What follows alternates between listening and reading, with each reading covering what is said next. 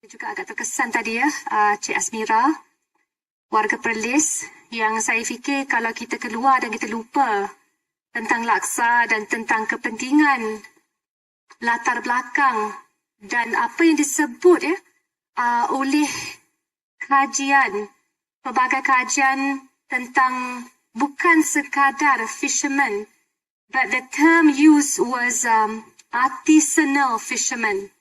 So before saya mulakan pembentangan saya pada malam ini, I wanted to just share khas for Asmira because in the wake of the pandemic, saya sempat mendengar hasil kajian yang menyeluruh oleh Cik Serina ketika itu bersama ICS. Tak salah saya akhir tahun lepas. The whole title was about the heritage and the value of artisanal fishermen in Malaysia. That their existence is not merely to provide for food security, Sim knows this, but they actually provide cultural heritage that we have to preserve. So the way you look at them is not merely to bring in fisheries every day, but to carry a part of Malaysia's cultural heritage and identity. Jadi kepada semua hadirin hadirat, ada yang berhormat, ada yang bersama dalam kempen Ayuh Malaysia. Semuanya Assalamualaikum warahmatullahi wabarakatuh. Salam hormat, salam perjuangan, salam ambang kemerdekaan. Saya berasa amat bersyukur kerana intipati in the first, a couple of months ago when we were we were discussing on the rooftop. Rafizi would know this, yeah? The special magical rooftop. It's not so special when people are smoking at the time. But the rooftop was where we coined and we finalized the phrase Ayuh Malaysia. It was very difficult because even as we were filled with much hope, we were unsure what to expect. We coined the term Ayuh Malaysia, and I basically recalled the words of W.S. Rendra. Perjuangan itu adalah pelaksanaan kata-kata.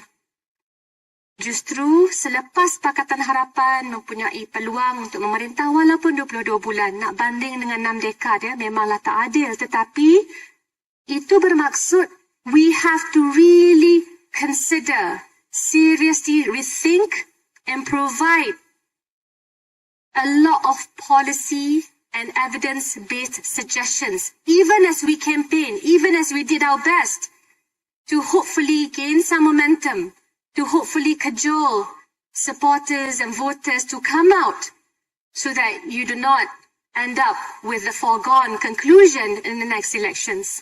So I felt it was very important because policy, it means that we're serious. And that's how we came about with, of course, initially sebagai permulaan 5 teras utama. But, yeah, conversations on the rooftop. What do you know? Tonight is also the time to listen. Yeah. Saudari Asmira, terima kasih kerana I think that as leaders, the only relevance we can continue to sort of aspire to have is if we continue to listen. So it really comes about from the engagement that we've had with many quarters, some of the ideas that the voices of Ayuh Malaysia volunteers lent to us. Jadi pada malam ini saya ingin kalau diberikan peluang untuk membawa 2 cabang utama. The first revolves on, of course, the issue of generasi tivat. Ya, saya berdiri pada malam ini sebagai seorang wanita, rakyat Malaysia dan sebagai seorang ibu yang juga bimbang akan masa depan anak-anak saya. We're talking about our generation. Dan bila kita melibatkan generasi kita, tak boleh lari daripada memahami mereka adalah generasi tivat. Lihat saja 2019, the Labour Force Survey Report. Ladies and gentlemen, you're talking about 86%, 86% of our labour force comes from the TVET generation. So yes, I perhaps went through university, but I think tonight, of all nights, the pandemic of all times should remind us this, that we are in this together, that their success, the generasi TVET success, kejayaan mereka sebenarnya adalah kejayaan kita. I don't think we should continue to be sucked in the elitist vortex. We have enough of that.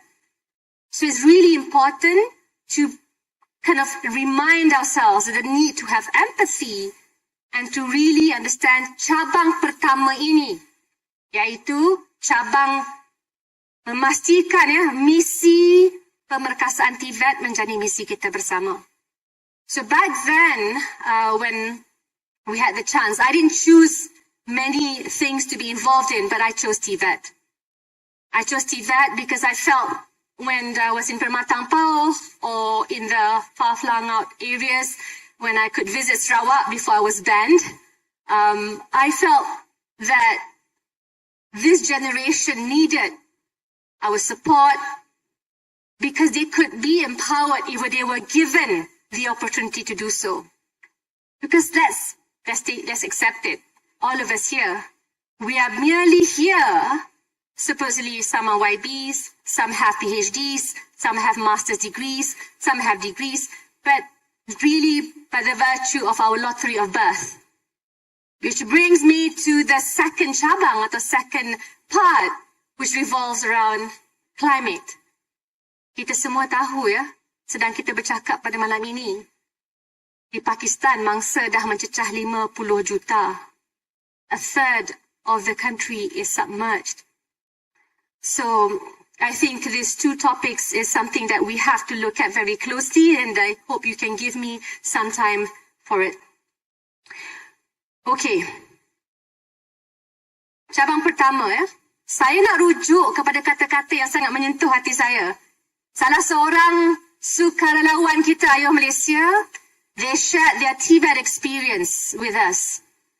My wife and I have worked in Michelin star establishments, high-end hotels and cruise liners. We were both culinary arts graduates on a tertiary level. However, our former colleagues from France, Germany and Australia that we used to work side by side with have always had higher positions than us. That is not because we were discriminated against, but because they had more practical experience as compared to us. They were given practical training as early as 15 or 16 years old.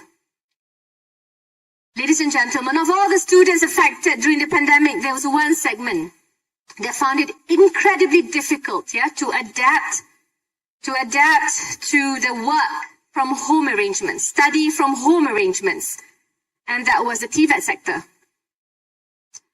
You look at the institutions, most of it, as UN Invoke highlighted, it was very much hands-on. So versus their university counterparts, there's no such thing as online learning. You actually have to be there to learn it. And these activities were almost impossible to translate into purely online instructions. So imagine, kita bayangkan untuk sektor TVET kerana kerajaan bukanlah tak pernah sebut sektor ini penting. Saya fikir every single moment it will be mentioned, and you have a new majlis, you have a new minister, you have yet more fragmentation, but 6.6 billion ringgit Malaysia was allocated to fund TVET-related programs under Belanjawan 2022. Now, the issue is, of course, spending these funds effectively. And I'd like to state here, if you just look at the Statistics Department's Labour Market Review for first quarter 2022, skill-related underemployment showed almost 37% mismatch between occupation and qualification. Who here can tell me how many ministries are managing TVET? I'll give you a free Ayuh Malaysia t-shirt. I'll give you a second Ayuh Malaysia t-shirt.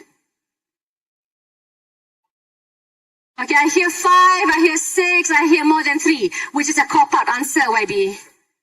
I mean, if we did that, I would have gotten A's in all my subjects. Okay, all of your answers, good effort, good try. I'm proud of you. But it's actually 7. Okay, we have 7 government ministries managing TVET.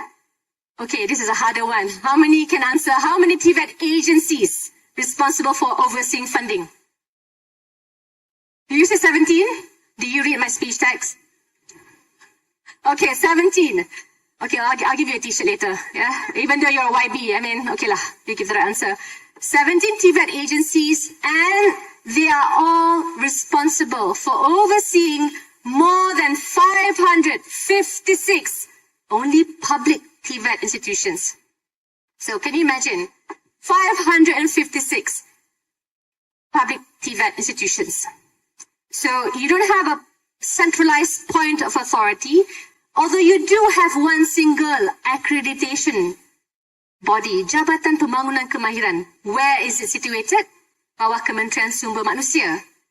You're telling me an agency under a ministry is able to tell the Ministry of Defence, you must close down your institution. The dynamics, the power dynamics is just unfair. It's asymmetrical, and it's never been done before.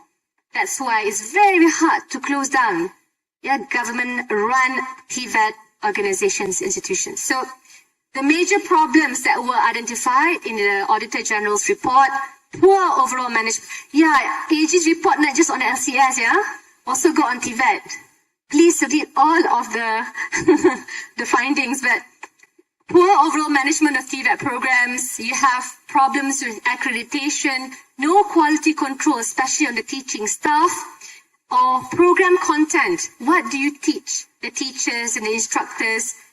Now, all of this means you do need to centralize into one single authority. Now, that's why we had about 4 to 6, if I'm not mistaken, studies done by previous governments. There was BCG, Boston Consulting Group. I mean, we had a long list. Consultants everywhere were lending us their expertise at millions of ringgit on what's wrong with TVET.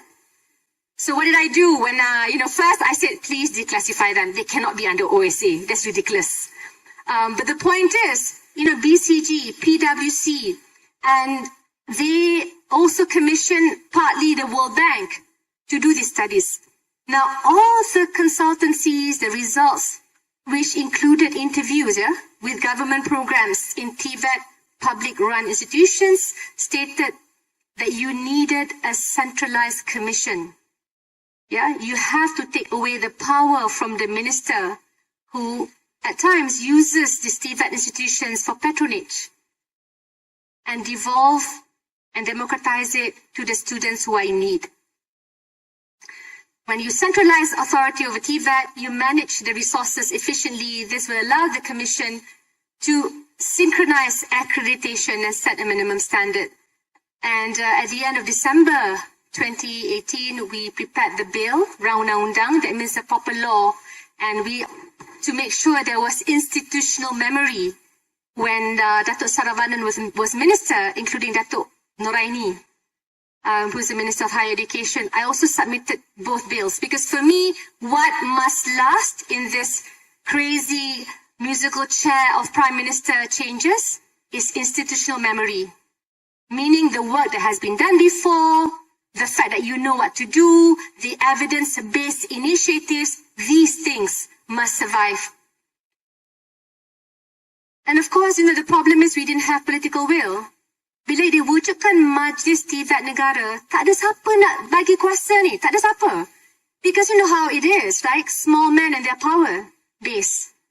And I think it's very important to understand, when this happens, you really condemn the future of many TVET generations and students. Because soalnya kuasa, kedua adalah dana. Ladies and gentlemen, not all informal workers, for example, can access the funding that's provided for by training under TVET. PTPK, which is the evil twin of PTPTN, actually both are evil, are only applicable to full-time programs approved by JPK under the Kementerian Sumber Manusia.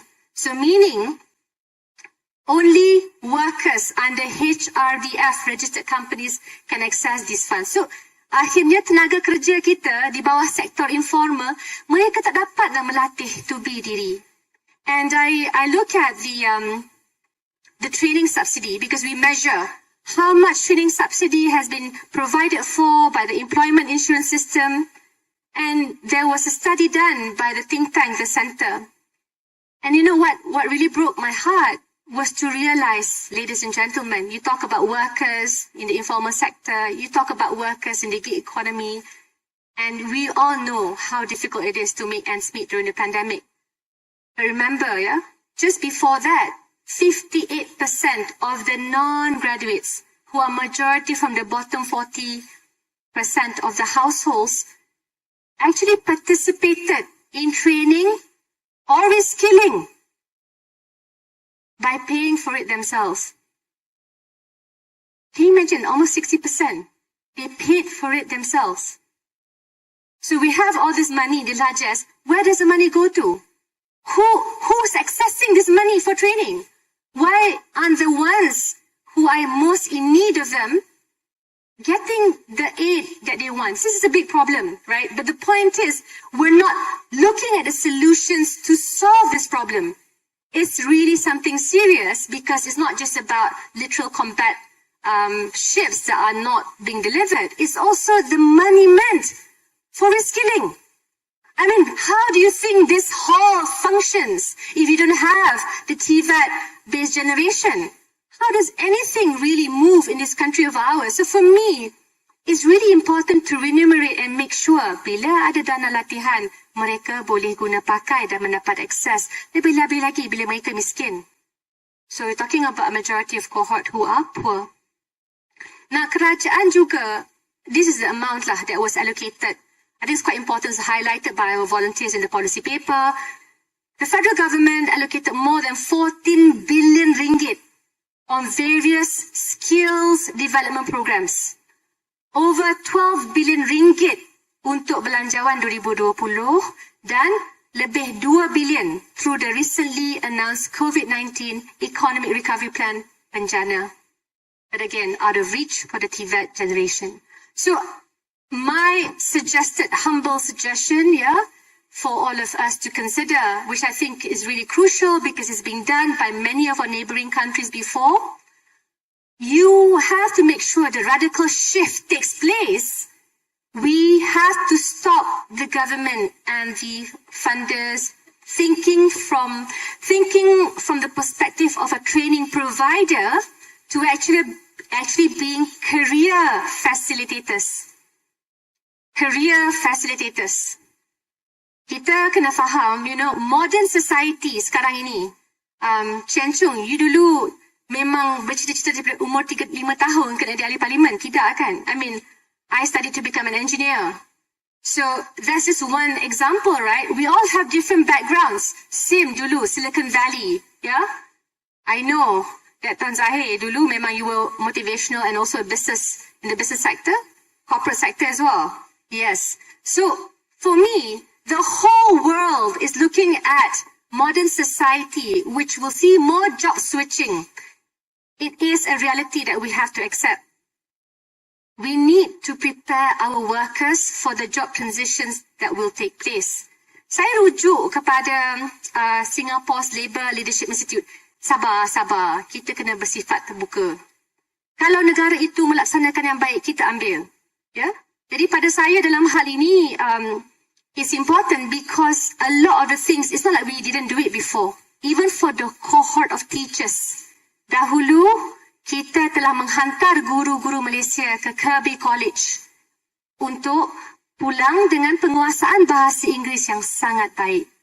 So it happened before, it can happen again. So for me, please, don't become vitriolic when I mention Singapore.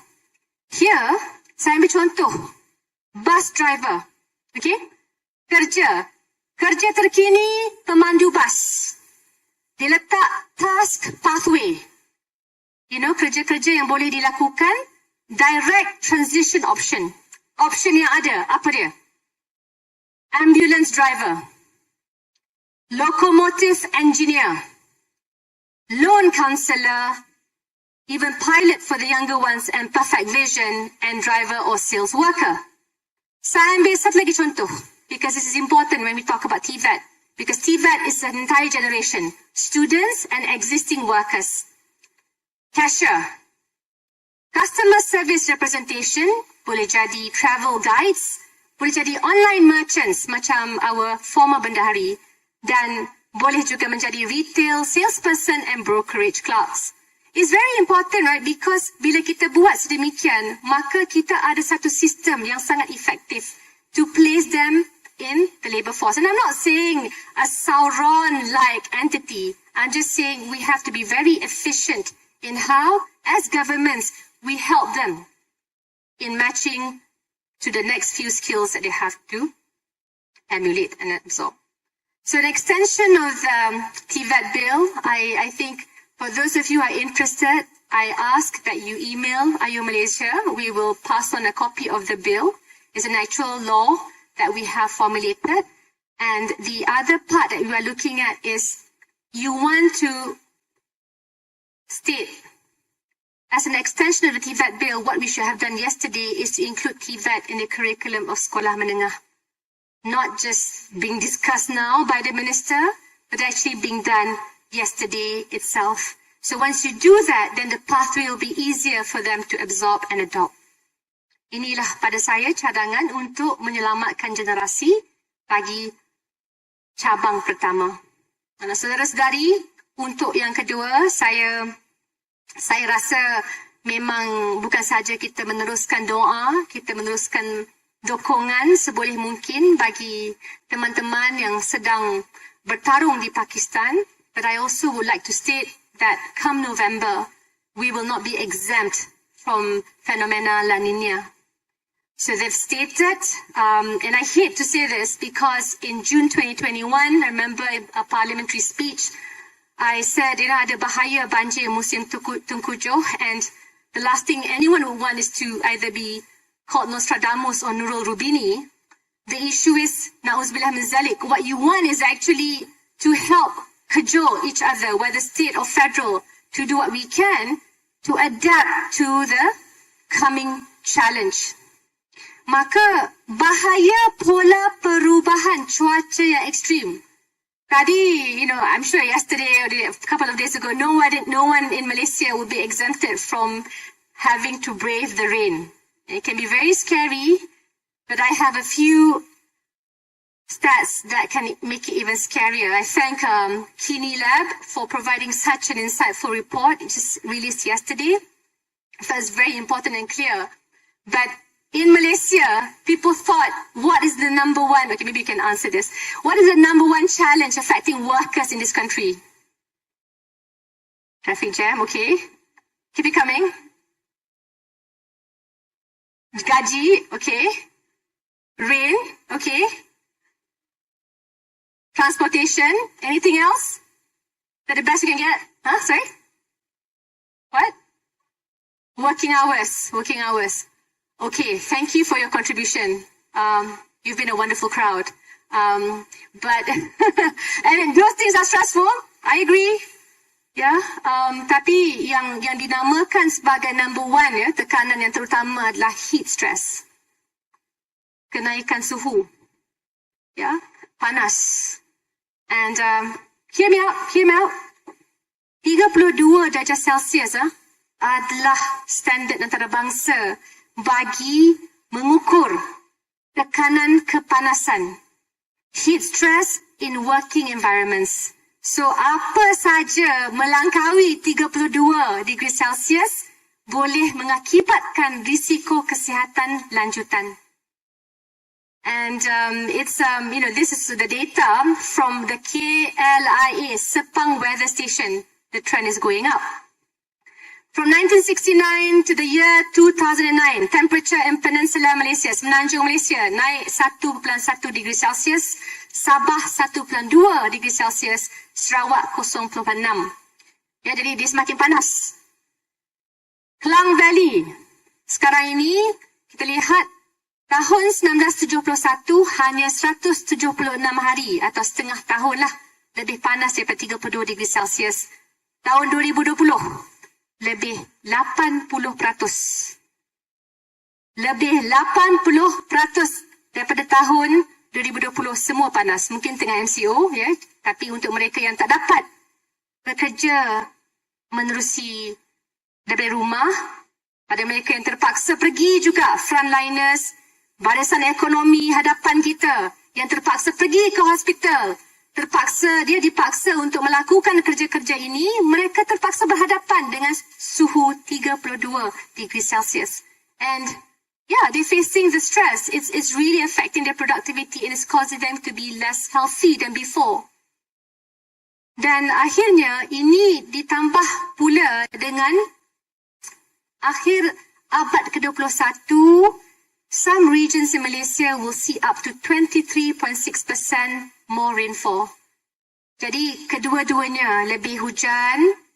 Akhirnya, kalau siapa boleh ingat 17 Disember 2021, we are looking at the same amount of rain, anggaran GPS, with the national monthly average. So, mediannya sebulan tapi memang jatuh sehari. So, as a result, the existing infrastructure is completely overwhelmed. You're talking about, you can't withstand because the drain is that big. No matter how you keep digging, ada 3 terma, seorang wakil Nahrim sebut pada saya. Jangan dah takut untuk berfikir secara radikal. Kalau kita selalu nak melebar, melurus dan mendalam sahaja, berapa banyak yang kita boleh lakukan? Kita kena pastikan bila cuaca naik, suhu, termasuklah hujan, pola penurunan hujan yang bertambah, kesannya lebih negatif kepada perumahan D40 dan M40. Why? Because they live in the lowlands. For the T20s, usually you live in the higher areas. Very comfortable, usually protected. Of course, there are some exceptions lah. Some exceptions. Some landslides, yes, because you didn't get approval properly. Okay, but the point is, if you follow the law, if you are careful, usually, you choose an area which will be kind of exempted from such calamities. But it's important to understand that akhirnya, bila berlaku sebegini, akhirnya warga yang jauh lebih miskin, berpendapatan menengah, mereka lebih terkesan. So, jurang ni lebih tambah. You see, it's even worse after these things happen. Dan apakah yang memerangkap haba? Oh, this is my favorite fact-finding this week. Carbon dioxide, right? Now, who can answer me? How long does carbon dioxide remain trapped in the atmosphere? Oh my God, serious. Don't Google. Don't you dare Google. Yeah, don't you dare Google. But yeah. I can give 3 t-shirts, okay? Ayo Malaysia Secretariat has approved. If you can answer this question.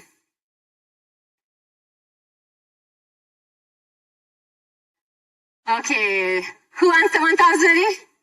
Alright, you get 3 t-shirts from me later on. Well, technically it's not 1,000, technically it's thousands, but still, 3 t-shirts after this, yeah? Make sure. Name the size and everything. Okay, so, itu masalahnya. Carbon dioxide ni, dia terperangkap for thousands of years. Do you know how much methane gas hasil lembu-lembu kita? How long dia terperangkap? Yang duk sibuk, Western economies sibuk sangat ni, we have to tackle. You all have to be vegetarian. Because methane gas, is trapping and it's making us very, very hot. Do you know how long? Compared dengan thousands of years ni. 10 tahun. Bukanlah kata tak penting, kan? It's good to be vegetarian, to be healthy and all that. But the point is, who is the biggest contributors? Who are the biggest producers of carbon dioxide? China je. Okay, let me explain. Thanks to Ayo Malaysia that I have to do all this research. But the top 6 countries, of course, Malaysia, you're talking about Malaysia only. Malaysia is very little. the top 6 countries that are producing the most number of carbon dioxide, which is causing our heat waves. Ya, Pali lah, Pali. In descending order of magnitude. You don't have any drum roll? Tak ada? Oh, okay, tak apa. Next time. United States, the European Union, China, Russia.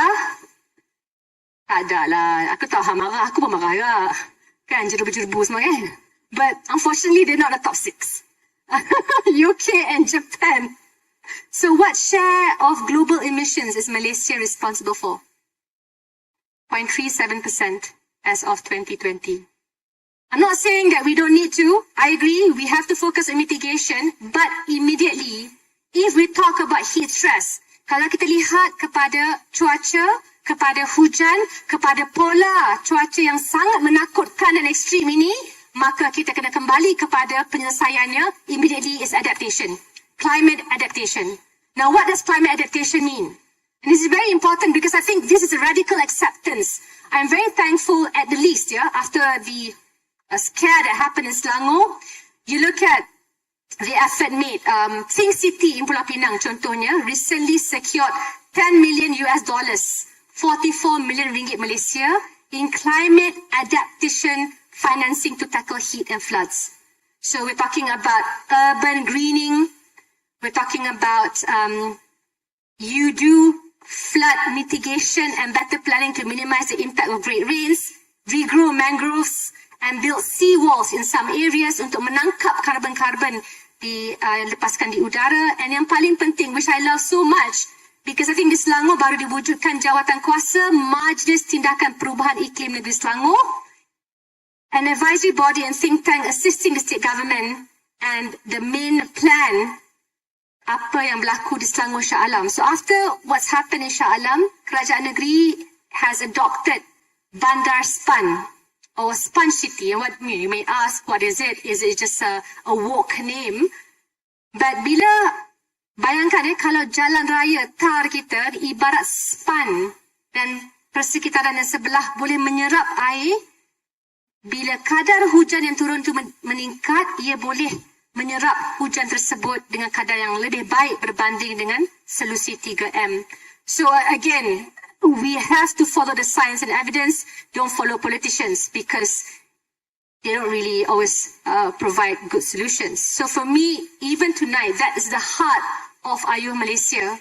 So this has to be adopted not just in Shah Alam, tapi in the way of thinking and adoption for all cities and areas. Kerana kalau tidak, memang percayalah ia akan berlaku dan kita tak boleh lari daripada hakikat dan cuaca ekstrim yang akan menimpa kita.